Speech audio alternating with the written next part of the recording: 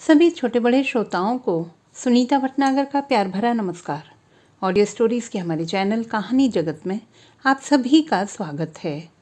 हिंदी कहानी की श्रृंखला में आइए आज सुनते हैं संतोष भाऊवाला जी द्वारा रचित कहानी औरत या कठपुतली। दो भाई थे। एक भाई विदेश चला गया, दूसरा भारत में ही रह गया। कुछ साल पहले दोनों भारत में एक साथ पिता के साथ रहते थे। दोनों की पत्नियां अच्छी सुशील और विचारवान थीं। बड़े भाई की पत्नी सीधी सादी और विनम्र स्वभाव की थी, जबकि छोटे भाई की पत्नी थोड़ी आधुनिकता लिए हुए स्मार्ट थी। पिता का कपड़ों का व्यवसाय था, जो दो जगह, एक बम्बई और दूसरा जर्मनी से हुआ करता था। बड़े आराम से उनका घर संसार चल रहा था, आपस में प्यार से गुंथा हुआ जैसे बेनी में फूल। एक दिन अचानक जर्मनी से खबर आई कि वहाँ मजदूरों ने हड़ताल कर दी है। वहाँ लाखों का नुकसान हो रहा है, उसे संभालना होगा। कई दिनों से ही कुछ अड़चनें आ रही थीं। इस बार बड़ा नुकसान होने पर पिता ने छोटे बेटे को वहाँ का कारोबार सौंपने की सोची। बड़े बेटे बहू को बुलाकर पूछा तो उन दोनों की भी यही राय थी, क्योंकि छोटे को थोड़ी थोड़ी जर्मन भाषा भी आती थी, जो वहाँ कारोबार के सिलसिले में स्थानीय लोगों से वार्तालाप करने में सहायक थी। छोटे भाई और उसकी पत्नी जर्मनी चले गए। दोनों सगी बहनों के जैसे रहती थी। बहुत दुख हुआ बिछड़कर, इतना जितना कि सगे भाइयों को भी ना हुआ होगा। पिता का कारोबार अब दोनों बेटे संभालने लग गए थे। उन्होंने अपना मन भगवत भक्ति में लगा दिया था। बड़ी बहू काम निपटा कर ससुर को रोज रामायण का पाठ सुनाती थी, उनकी सेवा करती, समय पर खाना देना, उनकी हर जरूरत को पूरा करना, यही उसकी दिनचर्या थी। ससुर भी बहू को बेटी सा प्यार देते थे। उधर छोटे बेटे बहू का भी हर रोज फोन आता था हालचाल लेने के लिए। उन्हें लगता कि दुनिया में उनसे ज़्यादा भाग्यवान कोई नहीं है। सारे सुख उनकी झोली में भगवान ने दे रखे हैं। कई साल गुजर गए। एक दिन अचानक पिता की तबीयत ज़्यादा बिगड़ गई। छोटे बेटे को देखना चाहते थे, सो दोनों बेटे बहू को बुलाया गया। वो लोग जब आए, बड़ी बहू बहुत खुश थी। दोनों इतने दिनों बाद खूब जोर शोर से मिली। इतनी बातें थी कि खत्म ही नहीं हो रही थी। तभी खाने का बुलावा आया। पति ने प्यार से झिड़की दी, आज बातों से ही पेट भरना है क्या?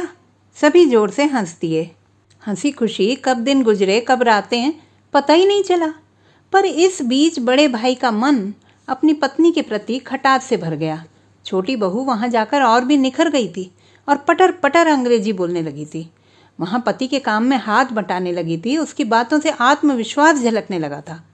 बड़े भाई से व्यवसाय के बारे में भी वह कुशलतापूर्वक बातें करने लगी थी। ये देखकर बड़े भाई को महसूस हुआ कि उसकी पत्नी को कुछ नहीं आता है। वह तो गंवार है, पढ़ी लिखी होकर भी स्मार्ट नहीं है। एक दो बार उसने अपनी पत्नी से कहा भी, लेकिन पत्नी सीधी थी, उसने हंसी में बात उड़ा दी। इधर पिता की तबीयत थोड़ी संभल गई तो छोटे बेटे बहू दोनों वापस चले गए, लेकिन बड़े भाई के मन में असंतोष की चिंगारी जला गए। अब वो कटा कटा सा रहने लगा पत्नी से। हर बात में उसे नीचा दिखाने लगा था। तुम्हें कुछ नहीं आता, गंवार हो, न लिखना पढ़ना, न ठीक से अंग्रेजी बोलना, न कपड़े पहनना, वगैरह वगैरह। पत्नी को समझ में नहीं आ रहा था कि ऐसा क्या हो गया जो अचानक पति को वो गंवार लगने लगी। सारा प्यार काफूर हो गया। रोज चकचक होने लगी दोनों के बीच। पिता का मन यह सब देखकर दुखी हो गया। एक दिन पिता ने बड़ी बहू को अपने पास बुलाकर समझाया कि पत्नी की समझदारी पति के अनुरूप चलने में है, न कि उससे बात बात में बहस करने में। अगर वो चाहता है कि तुम भी छोटी बहू की तरह उसके काम में हाथ बटाओ तो बटाओ।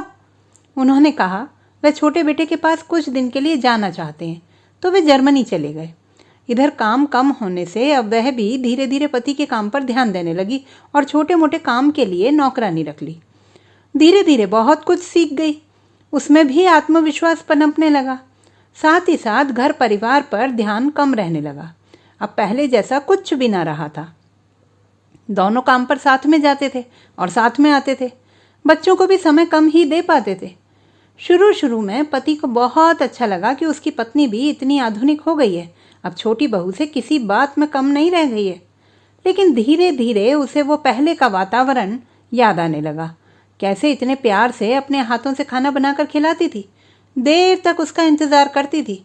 वापस उसी प्यार भरी दुनिया में गोते लगाने को बेताब हो उठा वह। पर अब उसे कैसे कहे, उसी ने तो बदलना चाहा था। उसका स्वभाव दिन पर दिन फिर से चिड़चिड़ा होता जा रहा था। पत्नी को समझ में तो आने लगा था कि आखिर वह चाहता क्या है, लेकिन अब वो बदलना नहीं चाहती थी। उसे भी इस माहौल में आनंद आने लगा था। घर की उबाऊ दिनचर्या की याद आते ही वही सारा दिन चूल्हा चौका और देर तक काम करना, उस पर भी लोगों से यही ताने सुनना, सारे दिन घर में आराम करती रहती हो, क्या काम है, इत्यादि। दूसरे दिन एक व्यावसायिक मीटिंग थी। दोनों जल्दी जल्दी तैयार होकर गए। वहाँ पर बड़ी बहू की मुलाकात एक सज्जन से हुई। यूं ही बहस चल निकली।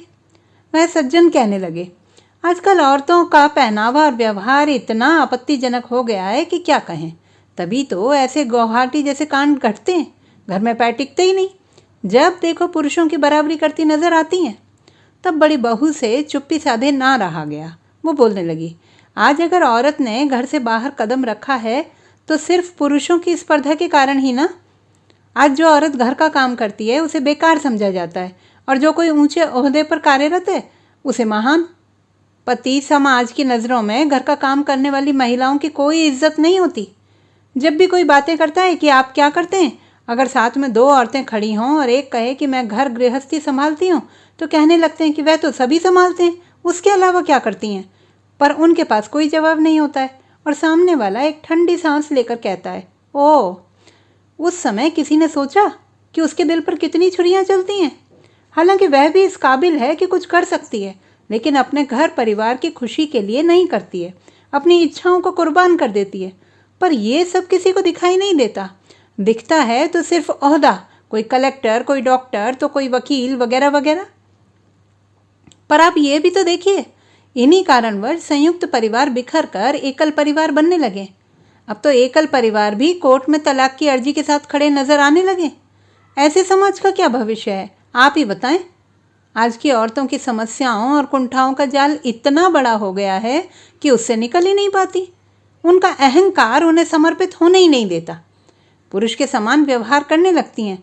उनका स्थायी रूप बन ही नहीं पाता है।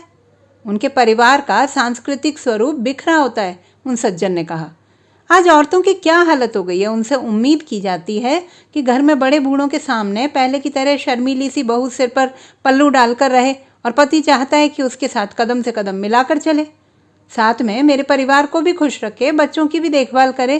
कैसे मुमकिन है इतना सब अकेली औरत से। बड़ी बहू के दिल का दर्द उभर आया बातों बातों में। आज लड़कियों की परवरिश लड़कों के जैसी हो गई है। माँ बाप पढ़ा लिखा कर उनके नाजुक दिल में यह भावना डाल देते हैं कि उन्हें भी जीवन में पढ़ लिख कर कुछ बनना है। फिर हम उनसे कैसे उम्मीद कर सकते हैं कि वे घर में बैठें और सिर्फ बच्चे संभालें। आज कई जगह शिक्षित पति भी चाहता है कि उसकी पत्नी सिर्फ घर संभाले, और कहीं कम पढ़ा लिखा पति चाहता है कि उसकी पत्नी स्मार्ट बने, काम करे। सब कुछ इतना अव्यवस्थित हो गया है कि सामंजस्य की डोर डामाडोल होती जा रही है।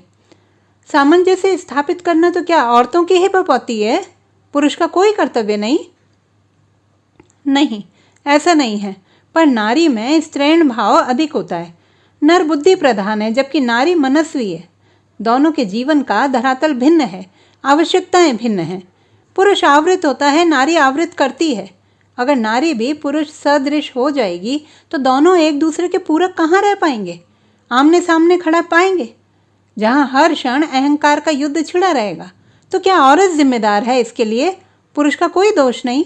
नहीं, ऐसी बात नहीं है, पुरुष भी जिम्मेदार है। पर भगवान ने नारी में सहनशीलता अधिक दी है, इसीलिए नारी ही अपना घर छोड़ती है।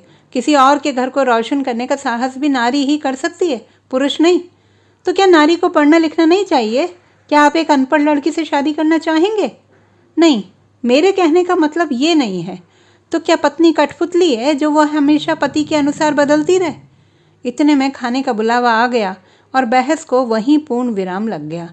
लेकिन बड़ी बहू के दिमाग में कई यक्ष प्रश्न आते जाते रहे।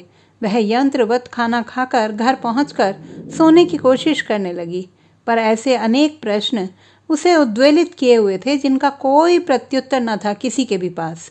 आज उसे पूरी रात नींद नहीं आई। प्रश्नों के मकड़ जाल में इस कदर उलझ गई कि जितना बाहर निकलना चाहती थी उतना ही उलझती चली जा रही थी। अपने आप से वह पूछने लगी, क्या उसे फिर से पहले जैसा हो जाना चाहिए, अपनी समस्त आकांक्षाओं का गला घोंटकर? तो दोस्तों, ये थी हमारी आज की कहानी। आपको कैसी लगी कमेंट बॉक्स में लिखना ना भूलें। चैनल को सब्सक्राइब करें, लाइक करें और मित्रों के साथ शेयर करें।